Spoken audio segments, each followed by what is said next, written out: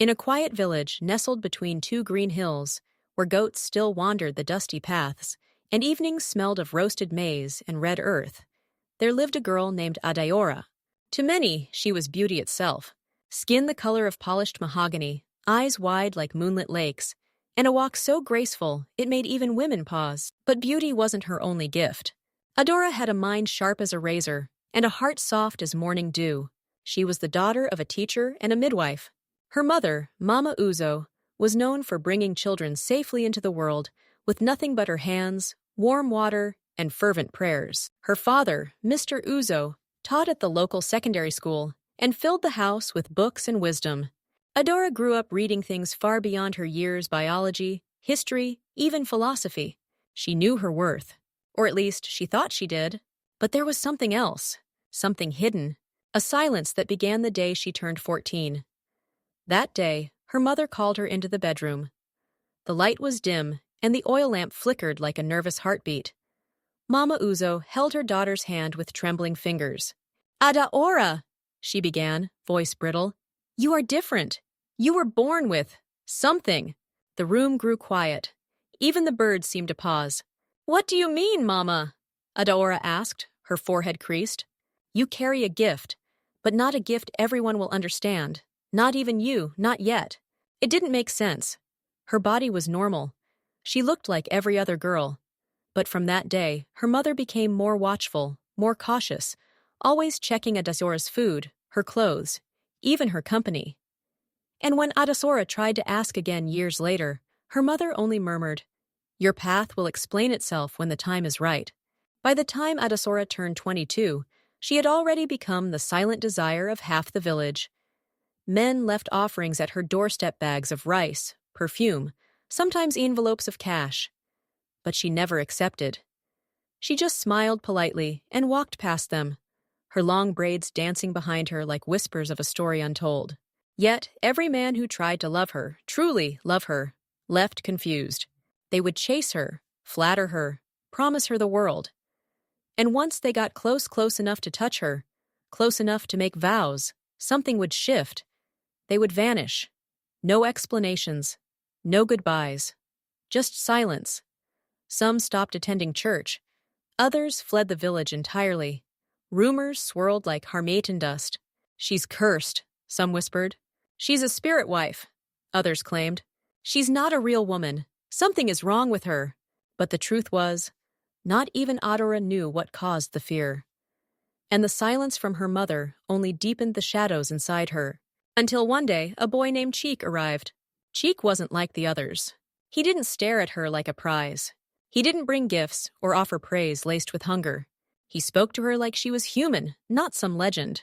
He had returned from the city after a bitter heartbreak and was looking for peace, not love. With a face full of quiet sorrow and dreams, he didn't dare speak aloud.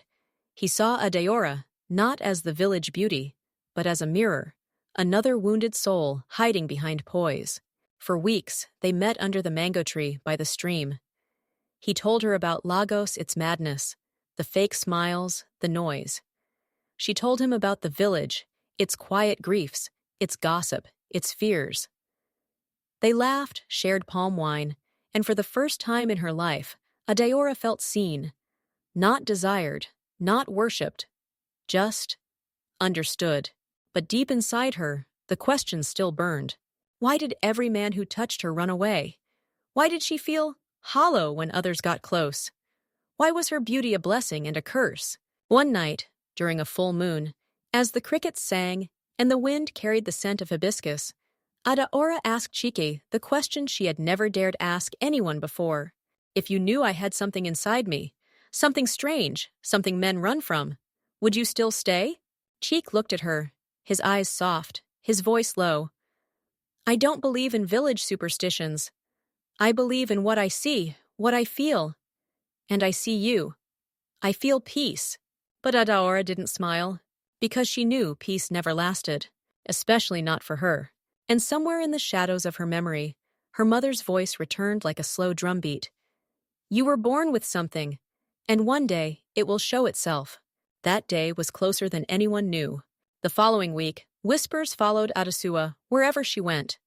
At the salon, the radio played high-life music, but behind the buzz of clippers and combs, tongues wagged. "Did you hear?" one woman whispered to another. "They say any man who sleeps with her ends up in the hospital. I even heard someone died," the other woman replied, eyes wide, voice hushed.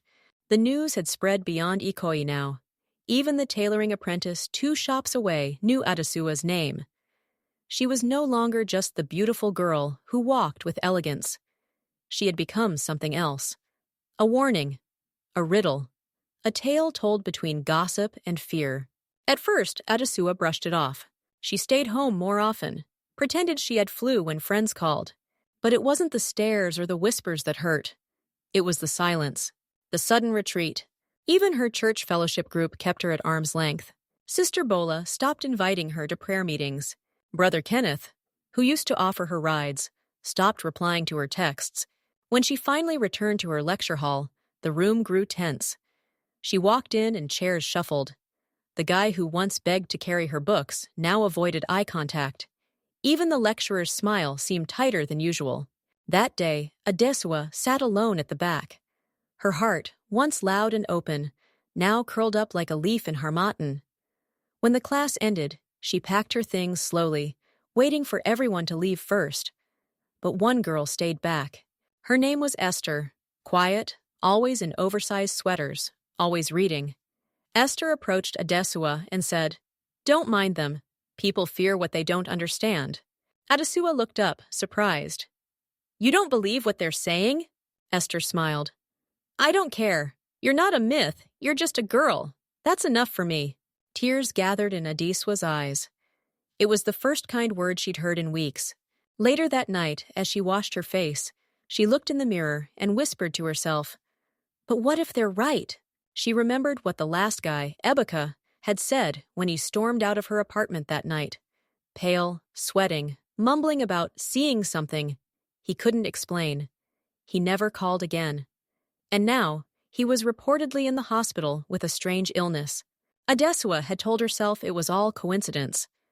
But even she was beginning to question it. The pattern was too clean, too frightening.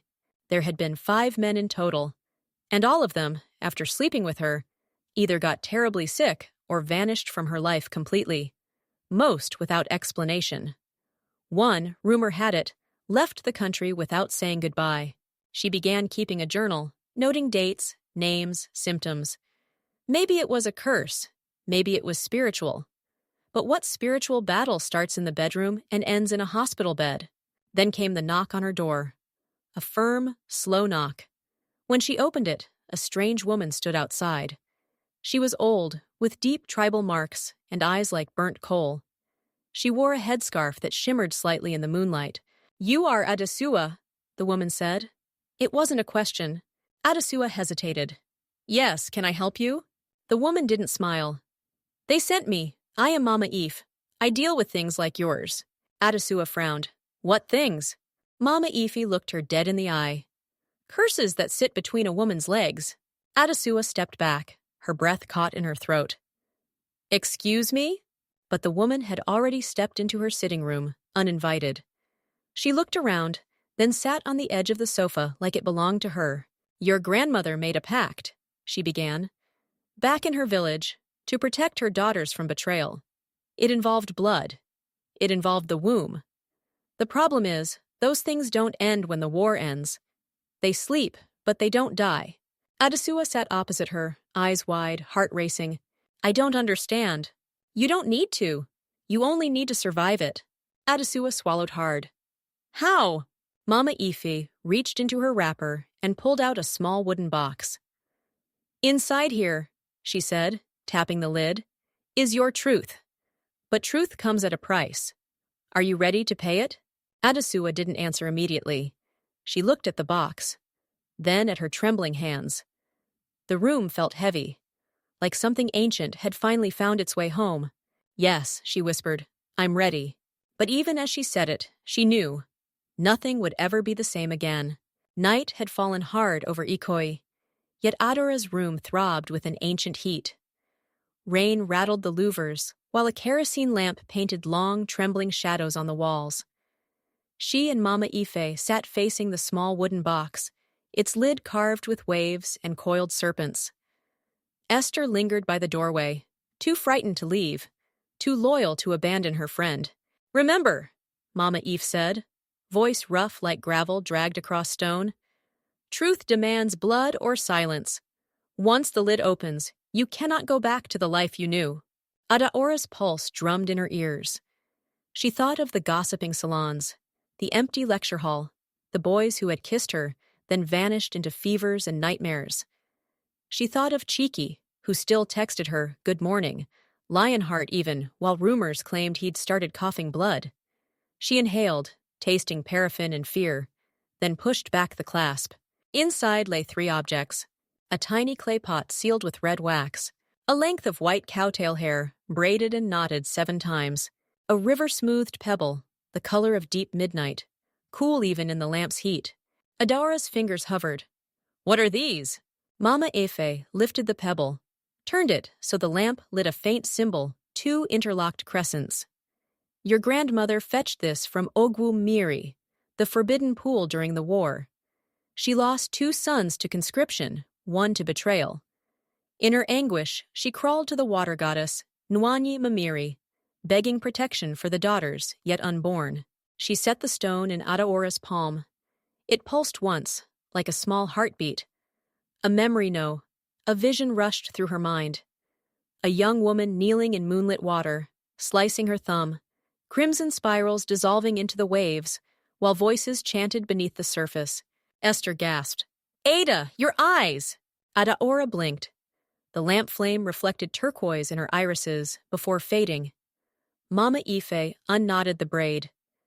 "The cowtail bound the covenant to your mother's womb. When you were born, your first cry was silent. You were still as stone. Your mother wailed 7 hours. The midwives covered you for burial." Edora's throat tightened. She remembered Flash's hands pounding her tiny chest, the cold embrace of nothingness. "Ah, it was your grandmother," the old woman continued, "who sliced this braid, mixed the hair with palm oil, and rubbed it on your tongue. You gasped, alive again, but marked. Your private gate became the shrine's door. Only a spirit-approved soul may pass. Any other breaks before the threshold." Adaora pictured Ibuka collapsing on her bathroom floor, white-eyed and shivering.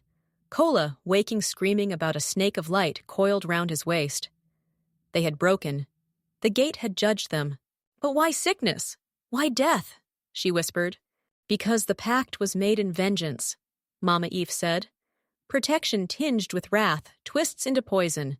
Until atonement, any man who touches you out of lust will drink that poison." Adaora's stomach heaved. "Atonement? How?" Mama Eve tapped the clay pot. "Inside is the last of the covenant balm. 30 years it has waited. At the next new moontide, you must journey to Ọgwú Mmiri. If the goddess accepts your plea, the seal will turn from curse to blessing. But the ritual needs 2 hearts. Yours, and the one who dares love you unafraid." Cheek flashed in her mind, his smile, gentle and stubborn. Yet that afternoon, he'd texted that the clinic couldn't explain the rash blazing across his chest. Was the spirit already testing him? Lightning cracked. The lamp guttered. Esther flinched, then stepped forward. "We need to call him, Ada. He deserves to choose." Adaora nodded, fingers trembling as she dialed. The line crackled before connecting. Cheek's voice sounded hoarse but steady. She spoke quickly, her words tumbling. The covenant, the curse, the ritual by the forbidden pool. Silence stretched. Finally, he laughed, a rasp, but a laugh. "So my lion heart was guarding a whole ocean inside her? I told you I believe what I feel, Adaora. And I feel peace, even if it comes wrapped in thunder." Tears spilled down her cheeks. "You're already sick, Chike. The poison—" "Then let the goddess take me," he interrupted softly. "But I won't leave you to drown alone." Mama Ife's severe face softened for the first time. "He may survive," she said, "if his intent is pure when the water tests him. Love that seeks to possess will fail. Love that seeks to protect will pass." Esther exhaled. New moon is 4 nights away. Adaora gripped the pebble, its cold certainty cutting through her panic. For years she had begged heaven to make her normal. Now she realized normal was never her destiny. She was the door between worlds, the living vow of a desperate woman's prayer. Thunder rolled again, yet inside her chest something steadied. Fear still lurked, but a fiercer emotion rose to meet it. Resolve. "We'll go," she said, voice firm. "Chike and I. And if the goddess refuses us, then I'll tear heaven open," Esther finished, surprising them all. No more secrets, no more shame. Mama Efi smiled, a small crescent that made her wrinkles dance. "Prepare, daughters. Fast, pray, gather palm oil lamps. The river loves moonlight but hates false fire. And remember, speak truth, or the water will force it from your lungs." As the old woman left, the storm outside began to ease, but the room still pulsed with the memory of waves and whispered bargains. Adaora closed the box, pressed it to her heart, and felt the pebble's heartbeat echo her own. For the first time, the fear that had shadowed every kiss, every longing glance, turned its face, and she saw not a monster, but a mirror, power waiting for purpose. 4 nights, 4 breaths of moonlight between her and the river that had claimed her before birth. And this time, she would walk into its depths eyes open, hand in hand with the only man brave enough to love a girl whose very body could break him. The true test had begun. The journey to Ọgwú Mmiri, the forbidden pool, began before dawn. Adaora, clad in a flowing white wrapper tied above her chest, walked barefoot alongside Chike and Esther. Her face was bare, no makeup, only palm oil smeared on her temples, a mark of humility before the spirits. Chike, pale and visibly weaker than usual, gripped a carved walking stick Mama Eve had blessed with salt and bitter leaf. Esther carried the clay pot, cradled against her chest like a fragile baby. Behind them, Mama Eve led the way with steady steps, humming an ancient melody. They walked through the thick underbrush, deeper into the rainforest behind the village, far from the humming generators and tiled mansions of Ikoi. This place felt older, untouched. The trees whispered. The air grew heavier with each step, and the birds fell silent as they neared the sacred waters. "Are you afraid?" Chike asked, brushing a strand of hair from Adaora's face. "I was," she whispered. "But I think the fear was never mine, it was inherited. Today, I return it." By midday, they arrived at the mouth of a narrow ravine. Vines hung like curtains, and the soft gurgling of water echoed from within. The pool lay beyond a veil of mist. No one spoke. Mama Eve knelt, dipped her fingers into the red clay at the ravine's base, and drew 3 lines across Adaora's chest. "The goddess watches," she said. "Enter with truth, exit with grace, if she wills it." Chike and Adaora stepped forward. The moment their feet crossed the threshold of the mist, time warped. The sound of insects faded. The forest dimmed. It was as though the pool existed in another realm. The water itself glowed faintly under the new moon's eye, a silver circle in the night sky. The pool was wide, still, and surrounded by dark stones. The air shimmered like it was holding its breath. Adaora stepped into the water, the cold biting into her skin. Chike followed, his lips blue within moments. She took his hand. The pebble from the box rested against her collarbone on a thin string. She turned to Chike. "This is where you can walk away." But he didn't. He squeezed her hand tighter. "I was raised in church," he said, voice shaking. "But I never met anything holy until I met you." Mama Eve's voice carried from the edge of the mist. "Speak your truth, both of you. Offer it with no secrets." Adaora inhaled. "My body was marked by a grieving woman's prayer. I have feared myself, hated what made me different. I offer this fear, this curse, back to the water." She reached for the clay pot, opened it. The smell was strong earth, ashes, something unplaceable.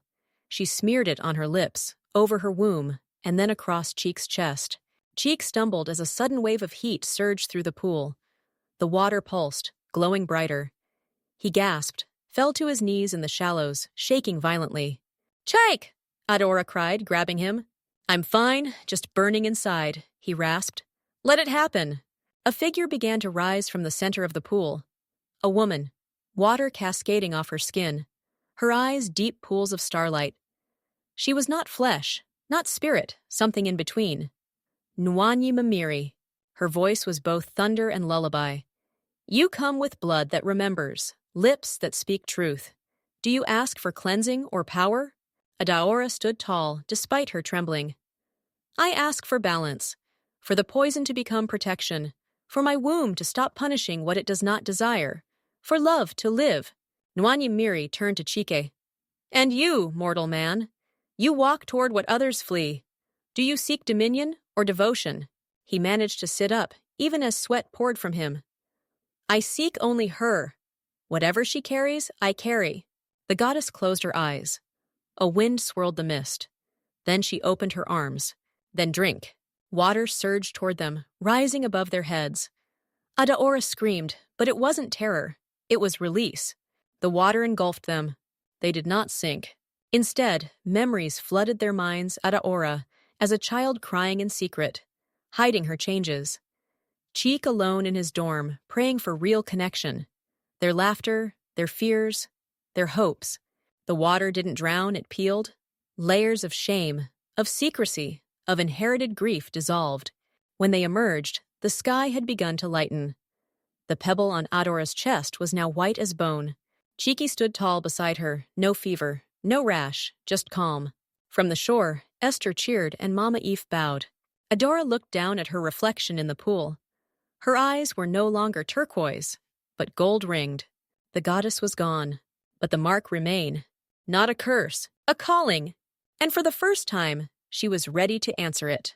3 months later, the air in Adaora's life was no longer thick with fear, but vibrant with possibility. She now lived in a modest bungalow on the outskirts of Lagos, far from the noise of the past, yet close enough to be part of the healing journey she had begun. Her clinic, Orunmila's Touch, opened quietly, but drew attention almost immediately. Word spread fast in the community, not just about her skills as a midwife, but about the way barren women wept and left her care with hope swelling in their bellies. But even with success blooming around her, Adaora remained rooted in humility. She never took credit. The water chooses, she would say with a soft smile, her gold-ringed eyes glinting under her white head wrap. Chike was no longer just her lover. He was her partner in every sense. He worked as the clinic's herbal therapist, combining traditional roots and leaves with a science he studied anew, this time with deeper respect for both medicine and mystery. They lived simply, joyfully, in harmony. No longer did Chike break into rashes when they touched. Now he kissed her stomach every morning, whispering prayers into her skin, not because she was pregnant, but because her body, for the first time, accepted love without resistance. Still, the world hadn't forgotten who Adaora used to be. One Sunday morning, as she walked through the crowded market, 2 women behind her whispered, Is that not the one whose private part they say turns men to ash? I heard she seduced a pastor and left him with madness. But when Adaora turned around, her calm gaze disarmed them. Instead of cowering or correcting, she simply said, Some truths are scarier than lies, but only because they ask us to grow. And she walked on. People would always talk. That was the way of the world. But Adaora had learned that mystery wasn't shame. It was power waiting to be claimed. Then came the letter. It was from her mother. After years of silence, she had finally written, My daughter, I wept the day you were born, not because I was ashamed, but because I knew you were more than I understood. I'm sorry I made you carry my fear. If you can forgive me, I would like to meet you again, not as your judge, but as your mother. Adaora cried as she read it, but her tears were no longer salt from wounds. They were rain on fertile ground. A week later, she returned to her village, not alone this time, but with Chike and Esther, who had become her closest friend and now served as her clinic's outreach coordinator. They were greeted not with suspicion, but with curiosity and cautious admiration. Even Mama Ijoma, the harsh elder who once forbade Adaora from dancing at the village festival, now approached her with a slight bow. I hear barren women call your name in their prayers, she said. That means something. Adaora smiled. It means everything can change. Under the ancient Iroko tree, where she once wept in secret, Adaora sat with her mother. They held hands in silence. Words weren't necessary. Presence was enough. Later that night, At the village square, drums echoed through the air. Adaora danced. She danced not to impress, but to testify. And as she moved, the villagers watched not with fear, but awe. Some whispered that the water goddess had returned in human form. Others said she was simply a woman who healed what hurt her. Both were right. As the fire crackled and children laughed, Chike came behind her, wrapping his arms around her waist. "You once asked me why I stayed," he whispered. She nodded, smiling. "Now I know the real answer," he said. "Because I was never supposed to save you. I was supposed to witness your rising." She turned to him, eyes full of gratitude. "And I was never cursed," she said softly. "Only misunderstood." They kissed, surrounded by warmth, music, and a future that no longer feared her truth. Adaora, once the girl whose body scared men, had become the woman who scared no one but inspired everyone. Her private part was no longer a secret to be feared. It was sacred. It was life. It was hers. And she was finally free.